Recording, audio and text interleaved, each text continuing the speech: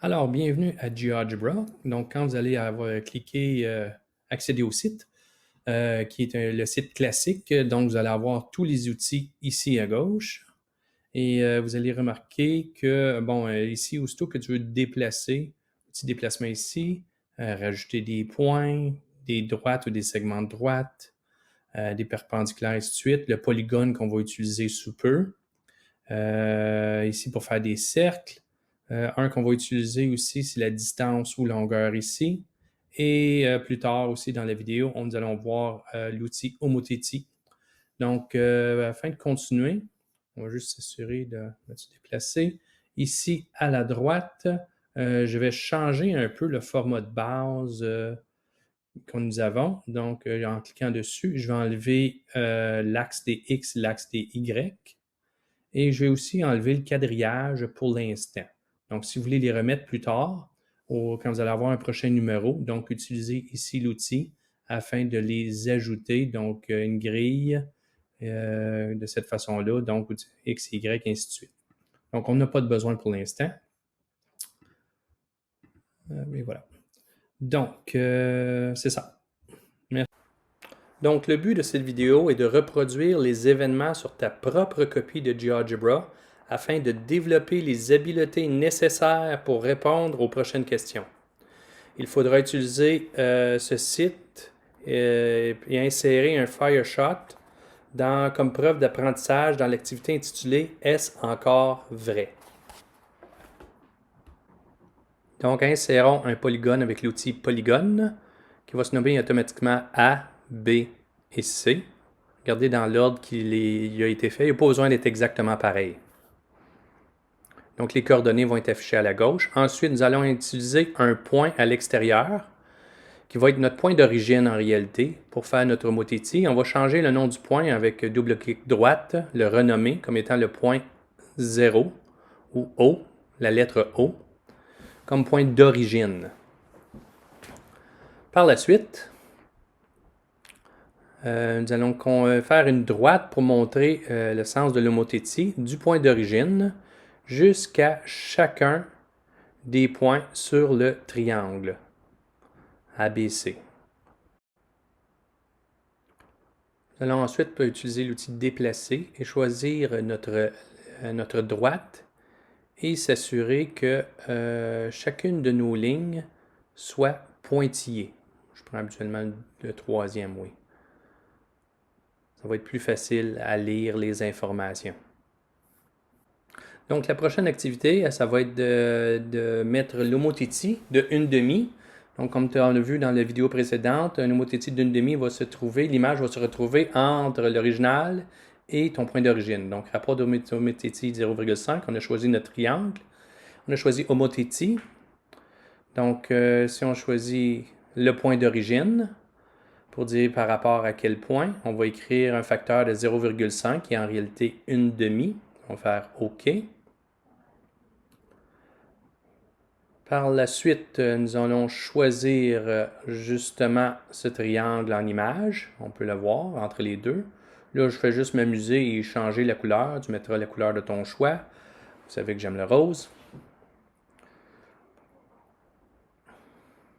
On peut voir clairement que l'image par homothétie se retrouve à mi-chemin entre ton point d'origine. Puis là, c'est là que tu peux choisir et déplacer ton point d'origine, déplacer ton triangle et voir ce que ça donne. Amusez-vous avec ça quelques instants. Il y en a qui s'amusent à le tourbillonner d'un bord et de l'autre. Prochaine étape est d'afficher les distances afin de trouver le rapport de l'homothétie ou le coefficient, dépendant de quel livre qu'on utilise. Donc, nous allons trouver la distance entre ton origine et le point A, donc en cliquant sur chacun des points. Donc, tu choisis. Et là, tu fais juste le déplacer un petit peu. Là. Il y a une limite à l'espace où est-ce qu'on peut le déplacer. Donc, la mesure du point, la distance, la mesure entre OA est de 5,84. On va faire la même chose entre l'origine et l'image du point A. On peut voir carrément qu'il se retrouve à mi-chemin. Donc, OA', la mesure de OA' est de 2,92 unités. Parce que je ne peux pas nécessairement dire que c'est en centimètres à ce coin-ci, mais probablement, oui, à l'écran, c'est en centimètres. Donc, on peut s'amuser à le déplacer peut-être un chiffre entier si vous le voulez. C'est pas obligé d'être les mêmes mesures que j'ai à l'écran.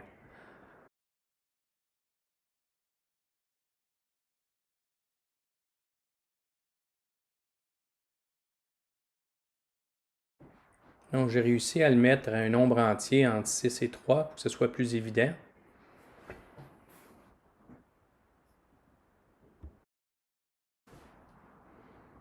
Donc, la prochaine étape, c'est d'utiliser nos mots-outils avec l'utilisation d'un curseur. Le curseur va nous permettre de voir très visuellement ce qui se produit avec une homothétie positive et une homothétie négative, un peu comme vous avez fait auparavant dans NetMaths, où va se déplacer l'image. Donc, on va ajouter le curseur. Et le curseur, on va le faire aller de négatif... de minimum 0 jusqu'à... Non, ça va, je vais le mettre dans le négatif, montrer le côté négatif. Négatif 2 jusqu'à 2.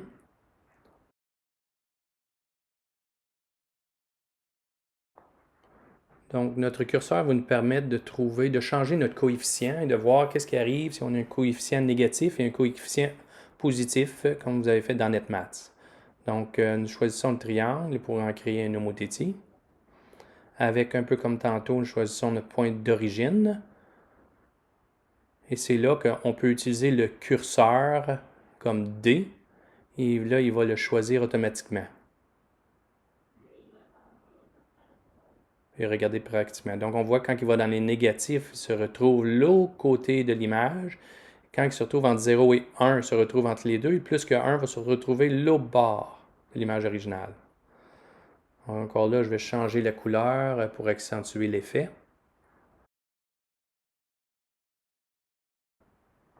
Donc, à partir d'ici, on va afficher les traces de ce que nous faisons.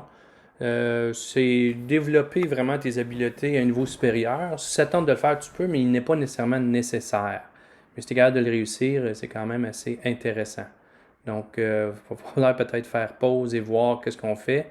J'ai pris chacun des points pour y mettre les traces et je vais l'animer pour montrer ce qui se produit. Donc, pause et retour, voir comment j'ai procédé pour faire cette animation.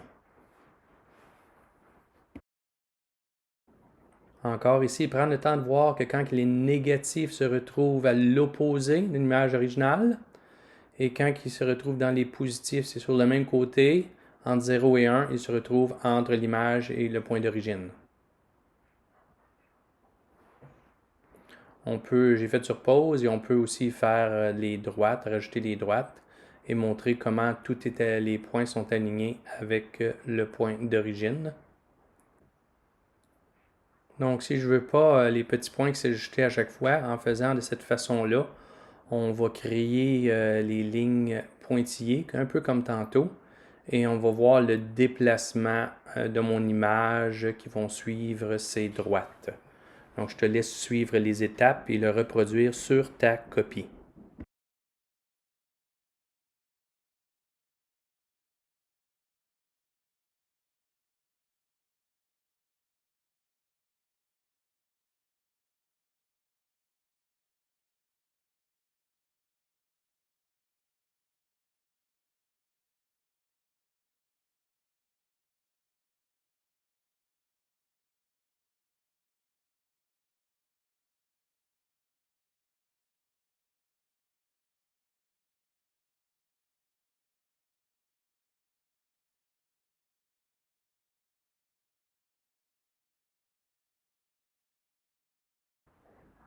Donc, dernière étape, c'est d'avoir de chercher la distance de mon origine avec le point A. Encore là, tu as un côté visuel pour voir ce qui se passe. Peu importe la distance que vous avez, là, ça n'a pas besoin d'être 5 et 12 centièmes. Et on va aller prendre l'origine aussi avec le point A', donc son image. On va le déplacer un petit peu. L'outil déplacer, oui, ça va mieux. Et ensuite, on va regarder le ratio. Qu'est-ce que ça donne? Donc, 0,5, une demi est à moitié. Quand il se retrouve à 0, ben, il n'est pas là, il est inexistant. Dans les négatifs, on a l'image de l'autre côté de l'origine. Et ensuite, on peut voir à 1 Il va être exactement la même grosseur de l'autre côté. Alors, merci tout le monde. Bonsoir.